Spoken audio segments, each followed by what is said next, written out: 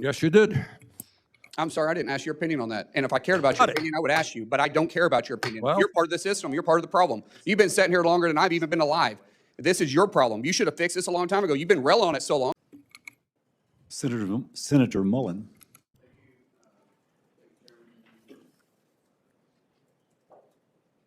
Thank you, Chairman. My green light was on. I thought my mic was on. I want to address a couple things. During the ranking member's opening statement, he talked about misinformation coming from this administration, and I just want to point out that the Biden Surgeon General, Dr. Murthy, was actually, a court actually ruled against him in 2023, the Fifth Circuit Court, for trying to censor free speech on social media. That's misinformation. And so for us just to throw out an accusation like that with no evidence when the ranking member was completely silent when that took place, it's really some hypocrisy there. When we start talking about healthcare not being affordable, the ranking member and I actually agree on that. The problem is you supported the same tools that got us to where healthcare is unaffordable, because ACA, affordable healthcare, which is completely unaffordable, has risen 3 times faster than inflation itself. Yet we still support it. Not we, you, the Democrats. I support a national health care program which will cut the cost of health care. It's my time. But you're attacking me. No, you're going to attack me. I'm going to respond. I'm pointing out facts. You can say what you want. I'm just pointing out facts. No, the fact is that it has risen 3 times faster, and we know it.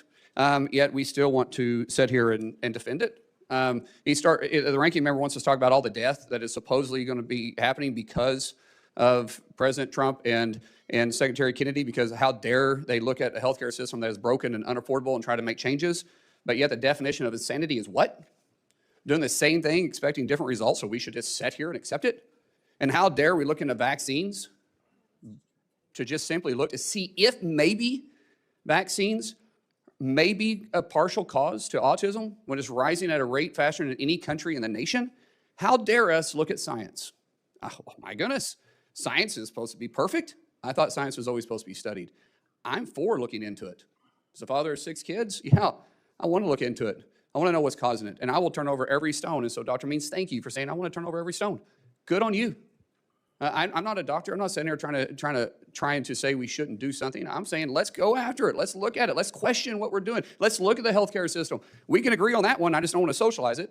But we can agree that it is absolutely not affordable, 100% not affordable. Yet it was supposed to be affordable. That's what we sold by Obamacare. So how about we work together and say, hey, let's scrap ACA, admit it doesn't work, admit you guys made a mistake, and let's work at something with President Trump to make affordable healthcare healthy and affordable for everybody. But there's zero chance you guys could do that. Zero chance. Yet everybody we bring up here, you guys chastise for trying to make changes. God forbid we change and go after and try to fix our broken system. Anyways, I ranted too long. Let's talk about some. Yes, you did. I'm sorry, I didn't ask your opinion on that. And if I cared about your opinion, I would ask you, but I don't care about your opinion. Well, you're part of the system. You're part of the problem. You've been sitting here longer than I've even been alive. This is your problem. You should have fixed this a long time ago. You've been railing on it so long. What have you been doing? I decided not to run for Surgeon General. You're the nominee. I've decided not to accept that nominee. That is definitely something that we would never accept. Ma'am, what's your passion about healthcare? What brought you into this? Thank you, Senator Mullin. For all of us, I'm just going to take a deep breath. My vision for Surgeon General and for the future of America is to get more healthy, whole food on Americans' plates and to work to systematically encourage our healthcare system to focus on the root causes of why we are sick and not just reactive sick care. This is my passion. This is why I was put on this earth. We have an incredible healthcare system. It's amazing. It's produced miracles. If we have an acute issue, absolutely you want to be in America to get that fixed. But 90% of healthcare costs are now going to chronic diseases. And frankly, having practiced, I've seen thousands of patients, worked in this system for almost a decade in clinical medicine, it's not the focus of what we as doctors are incentivized to spend our time on. It's not what's reimbursed, and this is a problem. Medical education doesn't focus on these modifiable root causes of diseases.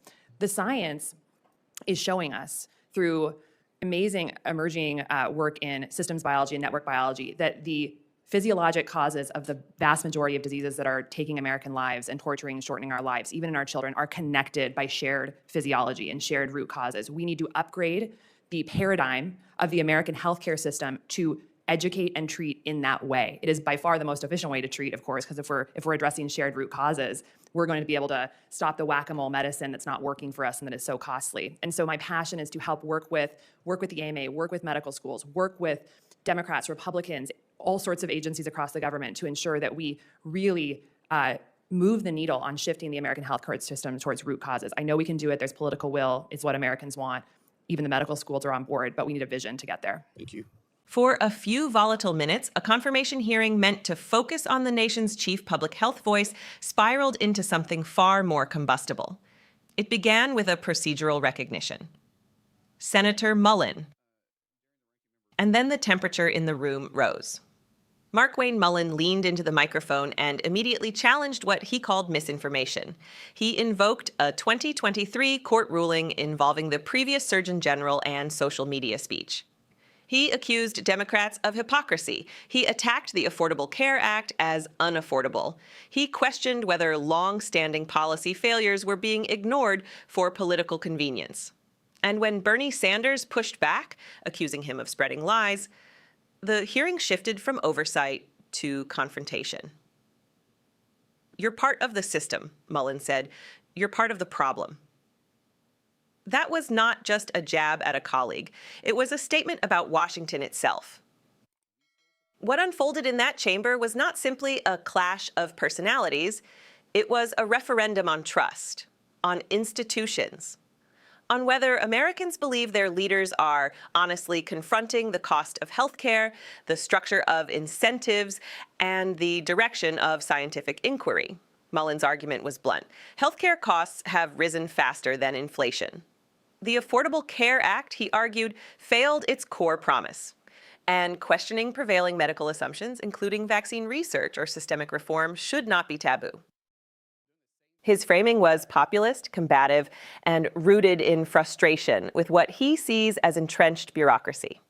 Sanders' response reflected a different worldview, one in which healthcare is a right, not a market product, where criticism of existing programs sounds less like reform and more like dismantling. The exchange exposed a divide that runs deeper than policy details.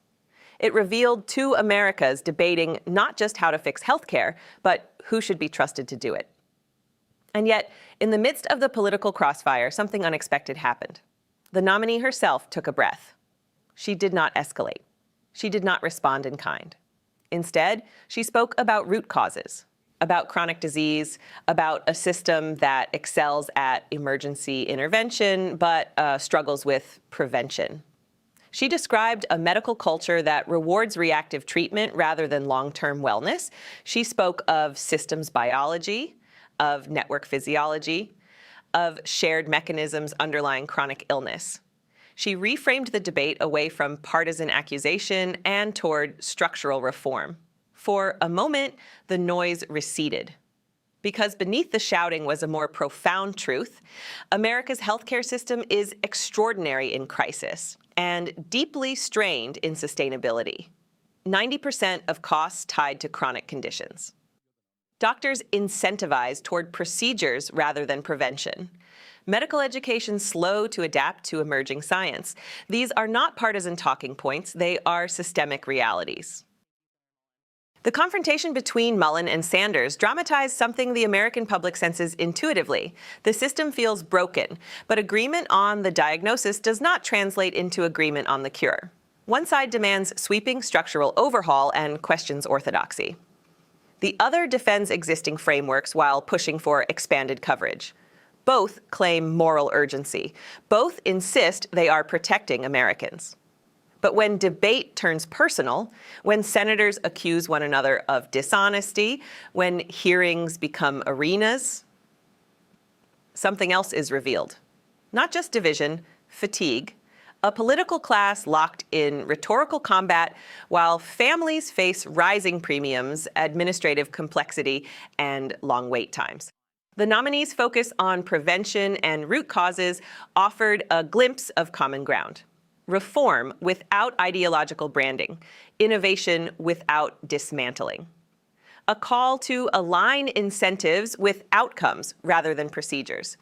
Yet even that vision will have to pass through a Congress defined by polarization. This is what governance looks like in 21st century America: televised conflict layered over legitimate policy tension. Real data entangled with rhetorical excess, genuine frustration fused with political theater.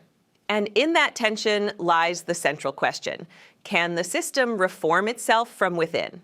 Or does every attempt at change collapse into accusation? The Surgeon General is not a partisan warrior. The office is meant to be a national physician, a voice above faction, grounded in science, speaking to the health of the whole population. But the confirmation process reveals how even public health has become a battleground. The exchange between Mullin and Sanders was not about one nominee.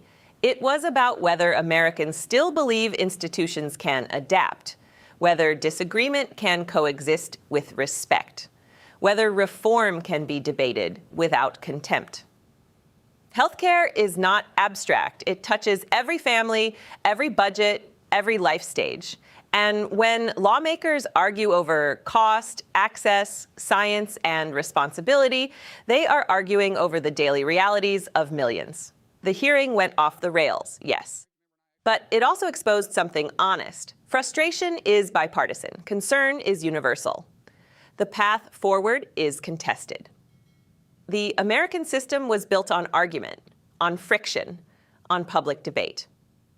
But its durability depends on something more than volume. It depends on accountability, on humility, on the willingness to question without tearing down. In that chamber, voices clashed, accusations flew, but amid the noise was a reminder that policy is not performance, it is consequence. The future of healthcare, affordable, preventive, sustainable, will not be decided in one viral moment. It will be shaped by whether leaders move beyond confrontation toward construction. And that is the choice before Congress and before the country. Stay informed, stay engaged.